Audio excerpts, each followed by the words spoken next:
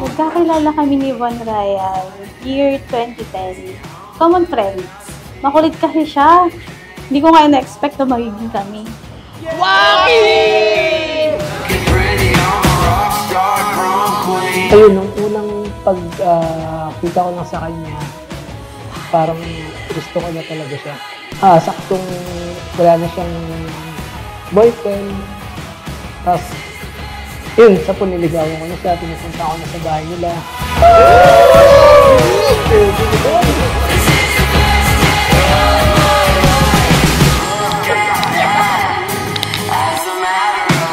Bainte-bainte lang.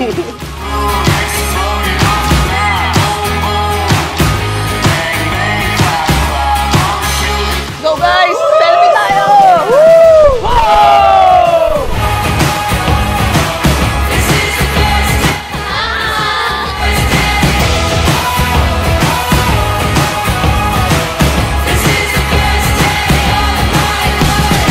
Pangit titi ka ba?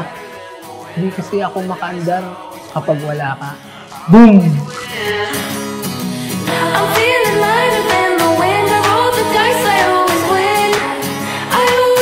Pangit, pogi na ba ako?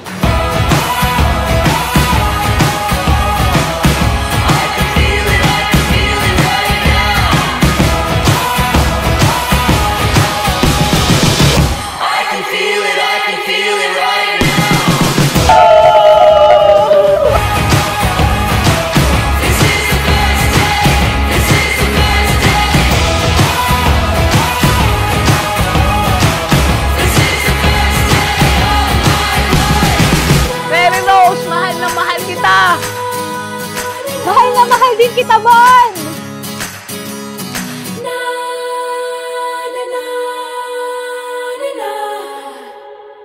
Ang pinakamasayang banding namin palagi, ayun, mamasyal, kumain sa labas, mag-selfie, ayun, magmerienda, kumain. Kaya, ayun, nananaba ako.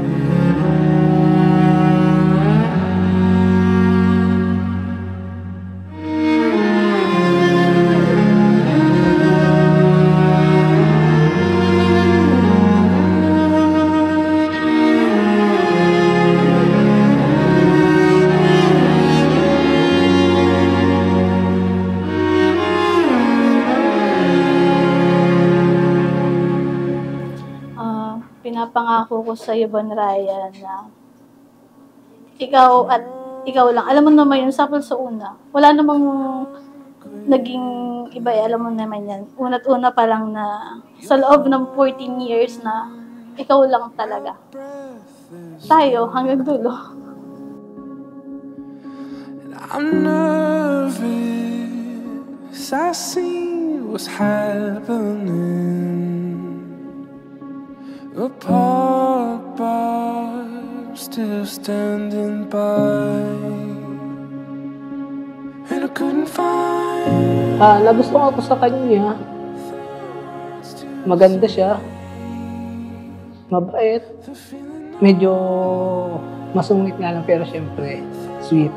Sobrang makikita mo sa kanya na nagpupursige siya. Lalo na sa family ko, sobrang close niya sa lahat ng family ko, sa mga pamangkin ko. Pag nakikita ko yung bagay na yun, parang mas lalo ko siyang minamahal.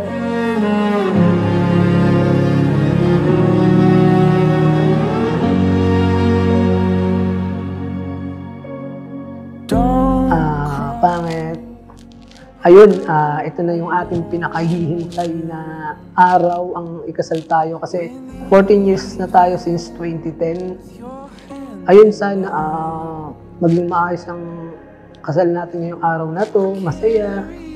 And sana maging mahalan pa rin tayo. Laging matatandaan na mahal kita, hindi kita pababayaan. Halagaan kita hanggang sa huli. I love you. And I couldn't find the words to say.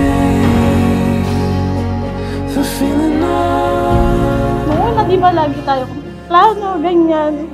lagi kang nagtatanong sa akin na, will you marry me? Laging ganon. So, ako naman, yes, ganyan. Tapos sabi ko, ano ba yan? Puro ganito na lang tayo. Ganyan. Hanggang sa dumating yung time na, ayun nga, mag-propose ka na. Ito, sasama na talaga tayo.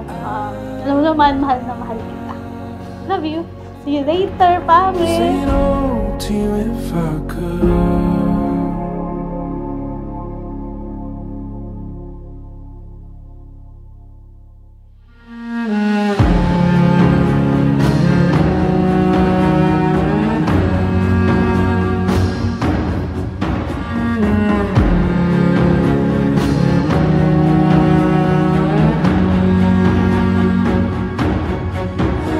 Building a foundation on Christ's love.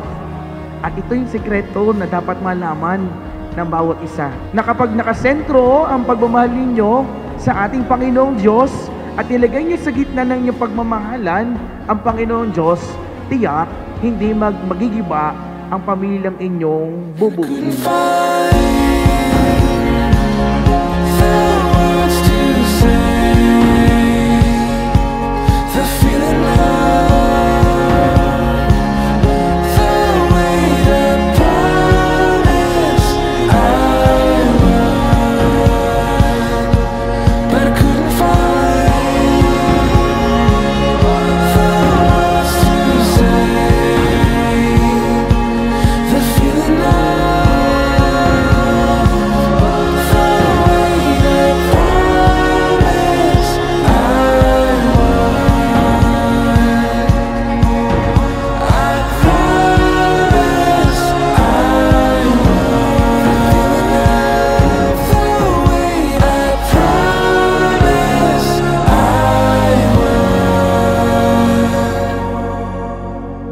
Say no to you if I could.